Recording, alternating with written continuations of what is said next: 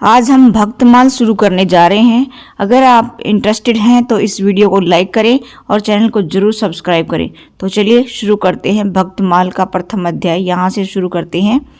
तो चलिए, भक्तमाल का प्रथम अध्याय संतों और भक्तों के गुणों का वर्णन करते हुए भक्ति और संतों के महत्व पर केंद्रित है। इसे संत कवि नाभादास ने लिखा है। प्रथम अध्याय में भक्ति, संतों की महिमा और उनके समाज में योगदान का गहराई से वर्णन किया गया है। इसका मूल उद्देश्य लोगों को ईश्वर और भक्ति की ओर प्रेरित करना है।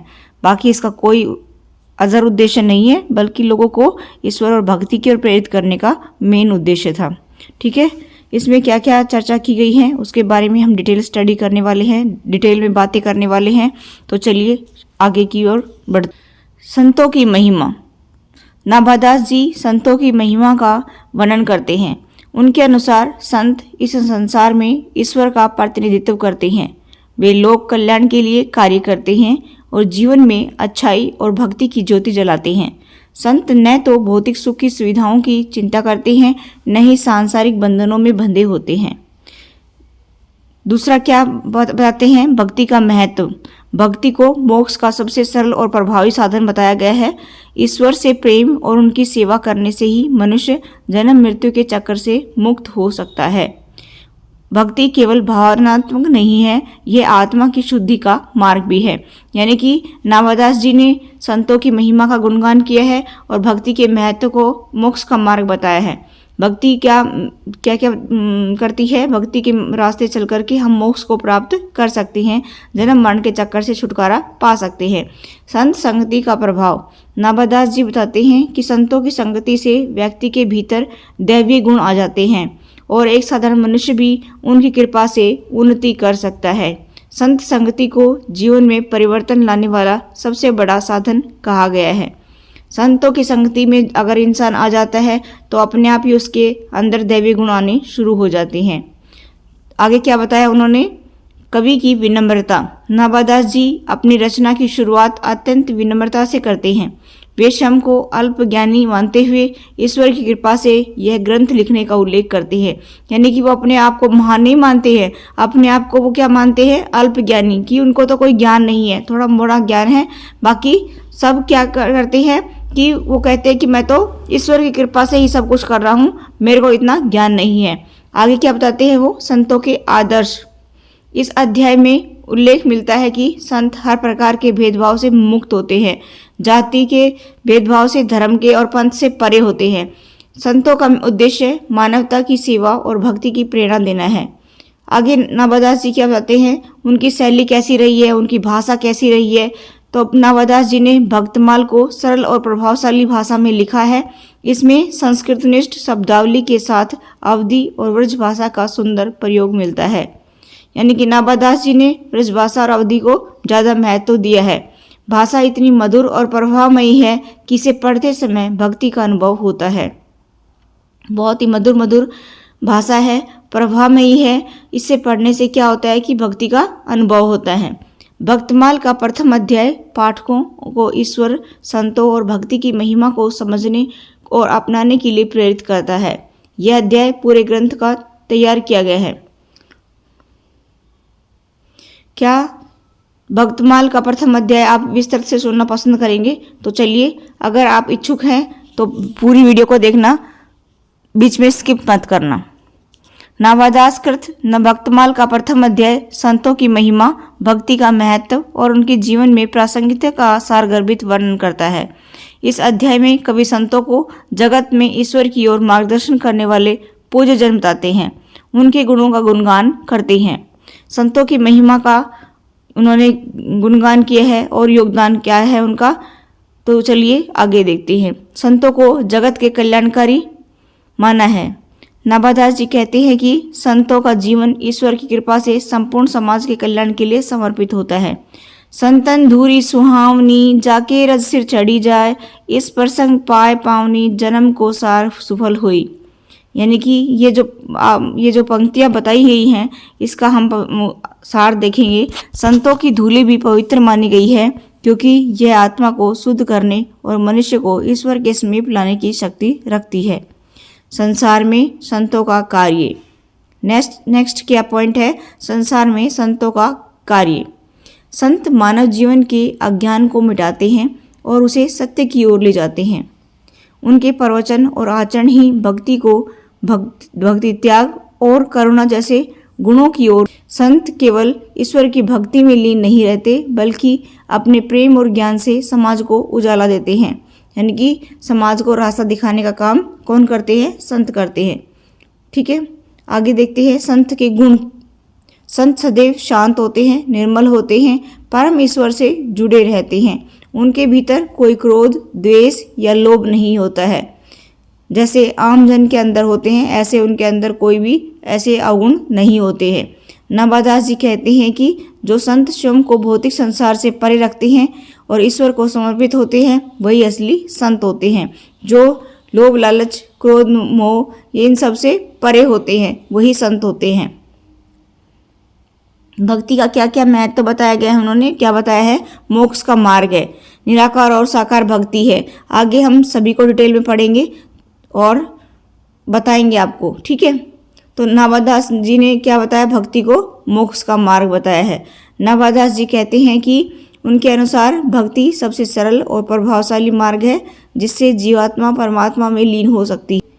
तज अभिमान भक्त पग धावे, तिन सम राम सदा सिर नावा। यह भक्ति को अभिमान रहित और समर्पण के साथ ईश्वर को पाने का साधन बताया गया है।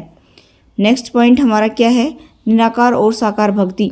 नाभादास जी समझाते हैं कि भक्ति को किसी एक स्वरूप तक सीमित नहीं किया जा सकता। यह साकार रूप में श्री राम, श्री कृष्ण या अन्य देवताओं की आराधना हो सकती है। यह निराकार ईश्वर की स्तुति है। व्यवहारिक भक्ति केवल पूजा पाठ ही नहीं बल्कि सेवा, दया और दूसरों की सहायता भी भक्ति का ही एक रूप है। हम लोग ये सोच लेते हैं कि हम पूजा पाठ करते हैं वही भक्ति है, बल्कि ऐसा कुछ नहीं है। हम किसी की सेवा करते हैं वो भी भक्ति है, हम किसी के ऊपर दया दिखाते हैं वो भी भक्ति है, हम दूसरों की मदद करते हैं वो भी भक्ति है। तो भक्ति के अनेक रूप हैं। संत व्यवहार के माध्यम से समाज को यह संदेश देते हैं कि भक्ति के अनेक रूप हैं। संत संगति का महत्व। संत संगति जीवन बदलती है। अगर हम संतों की संगति करें तो हमारा जीवन ऑटोमेटिक बदल जाता है। नाभादास जी कहते हैं कि जिस तरह चंदन से घिसने पर लकड़ी भी सुगंधित हो जाती है, उसी प्रकार संतों की संगति से पापी भी पवित्र हो जाते हैं। संतों के साथ समय बिताने मात्र से जीवन का परिष्करण हो जाता है। यानी कि यहाँ पर बताया कि अगर संतों की संगति एक बार भी जीवन में मिल गई तो जीवन सफल हो जाता है और मुक्ति का मार्ग मिल जाता है, क्योंकि हम संतों के साथ में रह कर के हम पवित्र आचरण करना शुरू कर देते हैं और उन्हीं की तरह हम व्यवहार अपना शुरू कर देते हैं और हम सही रास्ते पर चलना शुरू कर देते हैं, जिससे हमें मुक्ति या मोक्ष का मार्ग मिल जाता है। तो यहाँ पर बताया गया है कि संतों के साथ समय बिताने मात्र से जीवन का परिष्करण हो जाता है, पापी भी पवित्र हो जाता है। संत वाणी का प्रभाव। संतों की बातें चाहे छोटी हों, व्यक्ति के जीवन को बदलने का सामर्थ्य रखती हैं। संतों के प्रवचन और उसकी कहानियाँ सदैव शिक्षा देती हैं। भक्तमाल की रचना की विनम्रता। नाभादास जी अपनी लेखनी की शुरुआत विनम्रता से करते हैं। वे अपनी प्रतिभा का परिणाम नहीं बल्कि संतों और ईश्वर की कृपा बताते हैं। नाभादास जी अपने आप को कभी भी बड़ा नहीं मानते हैं, कभी भी कोई ऐसा नहीं सोचते कि मेरे पास बहुत ज्ञान है। वो ये कहते कि ईश्वर की कृपा है तभी मैं सब कुछ कर रहा हूँ, मेरे पास तो अल्प बुद्धि है, मेरे पास इतनी बुद्धि नहीं है, इतना ज्ञान नहीं है, मैं तो सिर्फ भगवान की मर्जी मुझ पर हो रही है, मुझ पर दया हो रही है, उन्हीं की कृपा है, सब कुछ उन्हीं का ही दिया हुआ है, मेरा अपना कुछ भी नहीं है। ऐसा करके वो ये सब कुछ करते हैं। वे स्वयं को अल्पबुद्धि और नीच मानकर इस ग्रंथ को रचते हैं। यह विनम्रता उनके भक्ति भाव को दर्शाती है। नाभादास जी अपने आप से कहते हैं कि मैं अल्पबुद्धि हूँ। मूढ़ मति में हृदय समानी, गुरु कृपा से निक्सी बहानी, करो प्रसाद संत गुण गाई, मेरी उक्ति सही जन जाई। ये पंक्तियाँ उन्होंने गाई हैं। नाभादास जी इस अध्याय में ये कहते हैं कि जीवन में भक्ति ही सत्य का मार्ग है, संत समाज की नींव है और उनका संग और संदेश जीवन को सफल बनाते हैं। इस संसार का उद्देश्य केवल भोग विलास नहीं है बल्कि ईश्वर की भक्ति है। संतों और उनके जीवन को अपनाने से मनुष्य स्वयं को सुधार सकता है। यह अध्याय पाठकों को ईश्वर की ओर समर्पण और संतों की संगति के महत्व को समझा करके भक्ति के पथ पर अग्रसर होने के लिए प्रेरित करता है। इसलिए आप भी जरूर ईश्वर की भक्ति करें और संतों की संगति करें। हम प्रथम अध्याय में और भी कुछ देखेंगे, तो आप मेरे साथ बने रहिए और श्लोक के माध्यम से हम पढ़ेंगे। ठीक है, सीखिए। संतन धूरी सुहावनी, जाके रज सिर चढ़ी जाए, इस प्रसंग पाए पावनी, जन्म को सार सफल होई। संतों की महिमा के बारे में बताया गया है। यह श्लोक संतों की दिव्यता और उनके आचरण की महिमा का गान करता है। नाभादास जी कहते हैं कि संतों के चरणों की धूली भी पवित्र होती है। जो व्यक्ति इसे अपने जीवन में स्वीकार करता है या आचरण में लाता है, वह अपने जन्म को सार्थक बना लेता है। संतन धूरी यानी कि संतों का जो आशीर्वाद है और संगति है।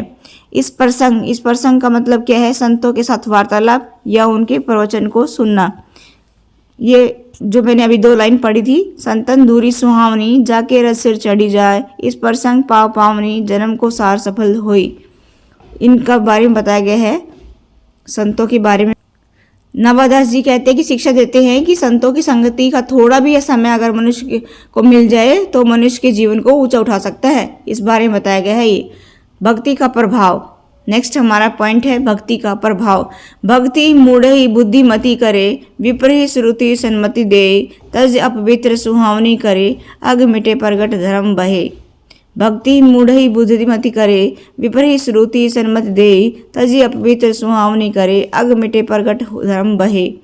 नाभादास जी क्या बताते हैं कि भक्ति किसी के जन्म या ज्ञान का मोहताज नहीं है। मूर्ख को बुद्धिमान बना देती है, ज्ञानवान को वह उचित शिक्षा देती है, उचित दिशा देती है, अपवित्र को पवित्र और अज्ञानी को धार्मिक बना देती है। भक्ति एक ऐसा बल है जो हमारे भीतर से विकारों को समाप्त करके सत्य की धारणा को स्थापित करता है। संत और संसार का संबंध। आगे उन्होंने बताया कि संत और संसार का कैसा संबंध है। संत अनंत साधु के समाजा, जह जय मूर्ख होत संताजा, झांकने कछुई प्रेरक गति होय, संत समागम होत सब सोई।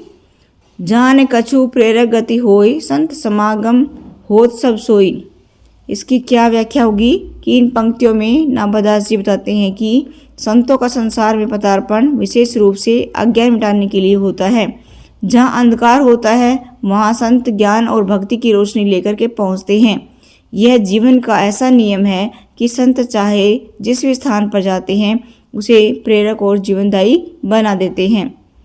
यानी कि अज्ञानता को मिटाते हैं और अंधकार को भी मिटाते हैं।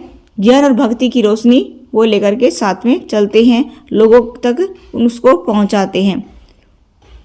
संत संगति का परिवर्तनशील प्रभाव। साधु संगति मुद मंगल मूल, जाते मिटे कुमति की कुला। अच्छा, इसमें क्या बताया गया है? संत संगति सभी सुखों और मंगल कार्यों की जड़ है। यह व्यक्ति के मन और बुद्धि से कुमति यानी कि बुरी सोच को समाप्त करती है। नाभादास जी के अनुसार संसार का कोई भी व्यक्ति यदि संतों के साथ जुड़ता है तो वह स्वाभाविक रूप से नैतिक, पवित्र और धर्मानुकूल बन जाता है। आगे उन्होंने क्या बताया? विनम्रता का गुण। गुरु कृपा दृष्टि के बल भक्ति, वचन बिने सुत वारिधि हाई, कीर्ति नामती संत सदादी, ना भई कृपा निधि द्वार दिखाई। गुरु कृपा दृष्टि के बल भक्ति, वचन बिने सुत वारिधाई, कीर्ति नामती संत सदादी, ना भई कृपा निधि द्वार दिखाई। नाभादास जी इसमें क्या कहते हैं कि गुरु की कृपा और भगवान की जो भक्ति है उसके बिना कोई भी सही दिशा में आगे नहीं बढ़ सकता है। वह स्वयं को पूरी तरह भगवान और गुरु की कृपा का याचक मानते हैं। विनम्रता का गुण संतों और भक्तों के जीवन में परम आवश्यक है। क्या शिक्षा मिलती है और क्या प्रेरणा मिली इस अध्याय से? तो संतों के गुणों का अनुकरण करना चाहिए। संतों की संगति और उनके गुणों को अपनाना प्रत्येक व्यक्ति के लिए आवश्यक है। यह उसे सांसारिक दुर्गुणों से मुक्त कर परमार्थ की ओर ले जाता है। अगला पॉइंट उन्होंने क्या बताया? समर्पण और श्रद्धा। जीवन में वास्तविक उन्नति भक्ति और ईश्वर के प्रति सच्चे समर्पण से ही संभव है। नाभादास जी स्पष्ट रूप से क्या बताते हैं कि भक्ति का आधार है निस्वार्थता और सरलता। अगला पॉइंट उन्होंने क्या बताया, जीवन में संतों की संगति होना बहुत ही जरूरी है। नाभादास जी ये बार बार बताते हैं कि व्यक्ति को अपने जीवन में चाहे कम समय के लिए ही सही संतों की संगति का प्रयास अवश्य करना चाहिए। इससे उनका आचरण और सोच शुद्ध हो।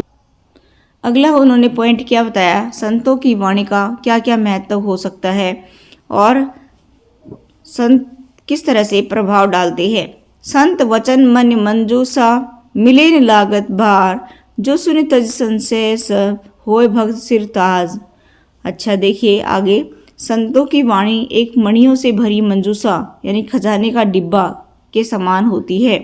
उनकी बातें सुनकर के व्यक्ति अपने सभी संदेहों को समाप्त कर सकता है। उनके मन में कोई संशय होता है इंसान के, तो वो भी कि संतों की वाणी से सब संदेह दूर हो जाते हैं। उनका मन न केवल शुद्ध हो जाता है बल्कि वह भक्ति का पथगामी बन जाता है। यहाँ कवि संत वाणी की अमूल्यता का वर्णन करते हैं, यह बताते हुए कि संतों की संगति जीवन का सबसे बड़ा सौभाग्य है। नेक्स्ट क्या बताते हैं, संतों की साधुता का गुण। संत साहस विनय वसुधा, दीनन पर दया का के मूर, तजमोह मान मद अवगुण, प्रगट सद्गुण संपन्न अहीर। इसमें क्या बताया गया है कि 4 प्रमुख गुण इसमें बताए गए हैं। साहस सदा प्रसन्न और शांतचित्त रहना, विनय अत्यंत विनम्र होना, दया दीन दुखियों के प्रति दयालु होना, पवित्रता मोह क्रोध और अहंकार जैसे अवगुणों से मुक्त होकर के गुणों से परिपूर्ण होना। नाभादास जी क्या कहते हैं कि संत इन गुणों से संपन्न होते हैं, इसलिए उनकी संगति से भी ये गुण जीवन में आने लगते हैं।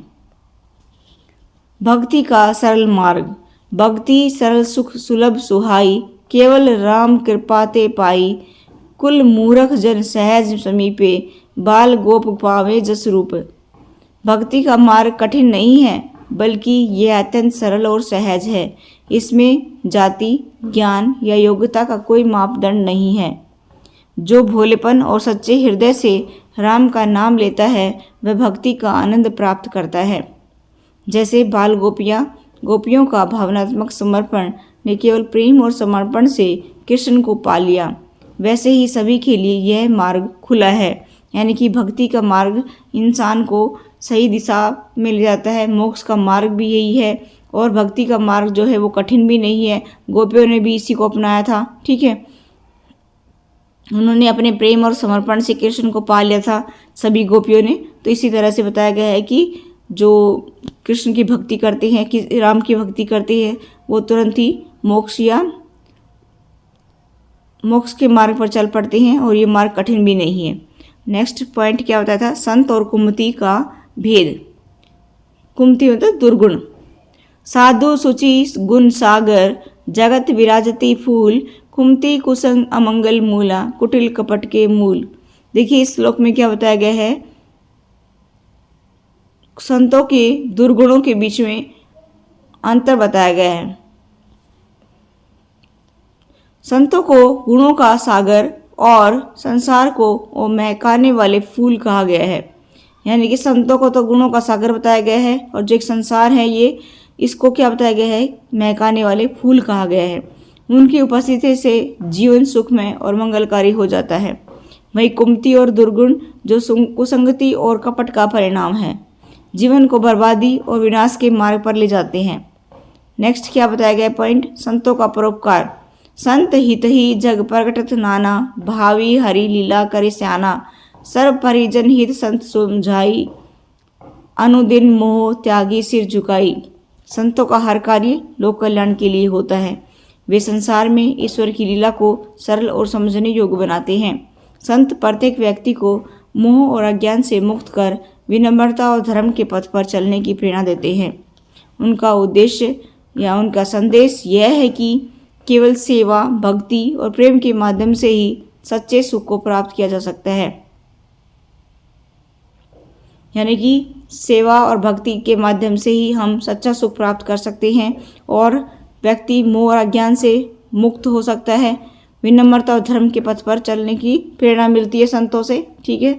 और ईश्वर की लीला को समझने के योग्य बन जाता है वो। संत का सहयोग जब उसको मिल जाता है तो सही रास्ता मिल जाता है। संत वाणी का अनुपालन, केवल संतों की बातें सुनने से ही नहीं, उनके बताए हुए मार्ग का पालन करने से भी जीवन सफल हो जाता है। ये शिक्षा बताई गई है किस तरह से हम सही रास्ते पर चल सके और हमें संतों से क्या क्या मिल सकता है। संतों की वाणी का मोह और अहंकार का त्याग, नाभादास जी स्पष्ट बताते हैं कि जब तक मोह यानी कि भौतिक लगाव और अहंकार यानी कि अहम नहीं छोड़ा जाएगा, भक्ति और संतों का प्रभाव भी अधूरा रहेगा। कुसंगति का त्याग, कुसंगति से हमेशा बचना चाहिए। यह मन को विकृत और भटकाव की ओर ले जाती है। इसके विपरीत संत संगति से मन में स्थिरता और भक्ति का बीजारोपण होता है। आगे क्या बताते हैं नाभादास जी, संतों के बिना भक्ति कठिन है। संत सहज सागर समाना, जिनकी मति विदित भगवाना, बिनु संत भक्ति हुई नहीं, संत गुण गही उर लग जाई। संतों को समुद्र के समान बताया गया है, असीम गहरे और गुणों से भरे हुए। उनके बिना भक्ति का मार्ग कठिन और जटिल हो जाता है, क्योंकि वे ही ईश्वर के सच्चे स्वरूप को समझने और सिखाने वाले हैं। संतों के गुणों को समझना और उनके सानिध्य में रह कर के भक्ति करना आत्मा को ईश्वर के करीब ले जाता है। और उन्होंने क्या बताया, संत सेवा का महत्व, साधु सेवा सकल धर्म मूल, तजमान अग अरु मोहकूल। संतों की सेवा सभी धर्मों का मूल आधार है। यह सेवा अहंकार, पाप और मोह से मुक्त होकर करनी चाहिए। संतों की सेवा से हृदय की शुद्धि और जीवन में आध्यात्मिक ऊर्जा का संचार होता है। यह श्लोक यह स्पष्ट करता है कि केवल भक्ति में लीन रहना पर्याप्त नहीं है, बल्कि संतों की संगति और उनकी सेवा से जीवन सार्थक होता है। हमें ओनली क्या नहीं करना चाहिए, सिर्फ भक्ति के चक्कर में नहीं रहना चाहिए। हमें संतों की संगति भी करनी चाहिए और उनकी सेवा भी करनी चाहिए। जहाँ भी हमें दिखे कि किसी की सेवा करनी है तो तुरंत वहाँ पर सेवा में लीन हो जाना चाहिए, तभी हमारा जीवन सार्थक होगा। संत संगति का फल नेक्स्ट है, संत स्वरूप हरिजन जस गावे, तिर संगति बिनु मिटन मोह, जो सुधरे मिल साधु की सोई, हरिपद बिनु नहीं कछु द्रोह। संतों की संगति के लाभ को वर्णन करते हुए कहा गया है कि संत केवल ईश्वर का नाम गाने और भक्ति का प्रचार करने वाले ही नहीं होते, बल्कि उनके संग और रहने से मोह जैसे अज्ञान के आवरण मिट जाते हैं। केवल संतों का सानिध्य और उनका बताया मार्ग ही व्यक्ति को आध्यात्मिक शांति और ईश्वर के चरणों में पहुंचा सकता है। देखिए, अगर हम संतों का सानिध्य करेंगे ना तो उनके मार्ग पर चल करके आध्यात्मिक शांति भी मिलेगी हमें और हम ईश्वर के चरणों में पहुंच जाएंगे, ठीक है। इसलिए हमें संतों का सानिध्य जरूर होना चाहिए। संतों का आचरण और उसका उदाहरण क्या है, संत सरल वृत्ति गाही धारी, चंदन समझो सबही सुहावे, दुख लखी कर ही दीन पर दया, गुप्त सहाय प्रकट ही तुपावे। देखिए, इनमें क्या बताया गया है कि सरलता, उनका स्वभाव अत्यंत सरल होना चाहिए। चंदन के समान वे दूसरों के लिए सुख और शीतलता का माध्यम होते हैं, भले ही वे श्रम पीड़ा सहते हों। करुणा, वे दीन दुखियों को देख करके दया से भर जाते हैं। उनकी मदद गुप्त या प्रकट दोनों रूप से करते हैं। संत स्वयं को सुख दुख से परे रख करके हर परिस्थिति में दूसरों की भलाई के लिए तत्पर रहते हैं। यानी कि संत अपने दुख सुख को भुला देते हैं और दूसरों की मदद करने के लिए हमेशा तैयार रहते हैं। मोह त्यागने का मार्ग, मोह मूल दुख जानो संसार, तजिए सत्य संगति विचार, संत बिनु अब नहीं उपाऊ, जेहि मिटे दोष दुख ही जाऊ। देखिए, नाभादास जी क्या बताते हैं इसमें, मोह यानी कि सांसारिक लगाव दुखों का मूल कारण है। इसे त्यागने का एकमात्र उपाय संतों की संगति है, जहाँ सही विचारधारा का बीजारोपण हो सकता है। संत ही ऐसे व्यक्ति हैं जो हमारे हृदय के दोष और दुखों को समाप्त कर भक्ति और शांति का मार्ग दिखा सकते हैं। ईश्वर का अनुभव संतों के माध्यम से, हरिजन हरि रूप नर परम पुनीत, संत संगत जस मिले पावे हर प्रीत। संतों को भगवान के रूप में वर्णित किया गया है। संत भगवान के दूत और उनका प्रतिबिंब माने जाते हैं। उनकी संगति में व्यक्ति के भीतर ईश्वर के प्रति प्रेम जागृत होता है। यह श्लोक हमें यह बताता है कि संतों का सानिध्य भक्ति का सबसे प्रभावी और सीधा मार्ग है। संत संगति का परिणाम। संत समाज जहाँ मनो चहे, ताजग प्रकट जय मम ग्रह महे, मोसो दीन विनय न सिरावा, यही गति संत प्रेरण पावा। संतों की संगति से व्यक्ति अपने सारे बुरे कर्मों और दुखों को समाप्त कर लेता है। संत जीवन की गुप्त प्रेरणा का स्रोत होते हैं। भले ही संत हमारे साथ सीधे न हो, उनके जीवन को समझकर ही हम नई दिशा पा सकते हैं। इससे क्या शिक्षा मिलती है? संत संगति से आत्म शुद्धि होती है। संतों के संग से हमारे सारे दोष और विकार समाप्त हो जाते हैं। जीवन में सच्चाई, भक्ति और करुणा का विकास होता है। मोह अहंकार का त्याग। देखिए, इससे हमें हमारे जो अंदर अहंकार भरा होता है और जो मोह होता है उसका त्याग हो जाता है। सांसारिक मोह, क्रोध और लोभ जैसे दोष व्यक्ति के भक्ति मार्ग में बड़ी बाधा होते हैं। संत संगति से इन्हें दूर करना संभव है। सरलता और दया। संतों की संगति व्यक्ति को अहंकार मुक्त और सरल बना देती है। उनका व्यवहार अनुकरणीय है और हर व्यक्ति को उनसे सीखना चाहिए। तो यहाँ पर नाभादास ने बहुत अच्छी तरह से संतों के बारे में बताया गया है, उनकी संगति के बारे में बताया गया है और उनके सानिध्य में रह कर किस तरह से एक व्यक्ति भक्ति के रास्ते पर चल कर के और उनके सानिध्य में रह कर के किस तरह से अपने आप को सही दिशा दे सकता है, सही रास्ते पर चल सकता है, मुक्ति और मोक्ष के रास्ते पर चल सकता है। इस बारे में पहले अध्याय में स्पष्ट चर्चा की गई है। तो आप भी इस रास्ते को अपना करके और आप भी क्रोध, लोभ, मोह, अहंकार से छुटकारा पा करके जीवन में सच्चाई, भक्ति और करुणा का रास्ता अपना करके सारे दोषों से छुटकारा पा करके आप भी मोक्ष का मार्ग अपना सकते हैं। इसलिए नाभादास को आप जरूर सुने और उनके ये बताए हुए रास्ते पर आप जरूर चलें। तो संतों की संगति से आत्म शुद्धि भी जरूर करें, जिससे आप सही मार्ग पर चल करके मोक्ष प्राप्त कर सकते हैं। तो आज के लिए इतना ही। अगर आपको ऐसी वीडियो और चाहिए तो आप मेरे चैनल को ज़रूर सब्सक्राइब करें और बेल आइकन को प्रेस कर दीजिए ताकि सभी वीडियो का नोटिफिकेशन सबसे पहले आपके पास पहुंचे। और वीडियो को लाइक ज़रूर करें जिससे हमें मोटिवेशन मिले, हम आपके लिए और ऐसी वीडियो लेकर के आएँ। Thanks for watching.